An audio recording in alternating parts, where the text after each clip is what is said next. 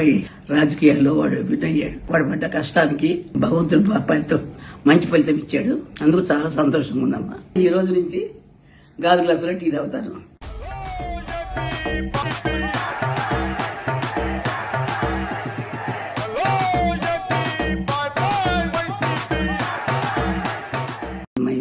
ఎందుకంటే మా అబ్బాయి రాజకీయాల్లో వాడు విధయ్యాడు. వాడు పడ్డ కష్టానికి భగవంతుడు ఫలితం మంచి ఫలితం ఇచ్చాడు. అందుకు చాలా సంతోషంగా ఉందమ్మా. ఈ రోజు నుంచి గాజు గ్లాసులో టీ తాగుతాను.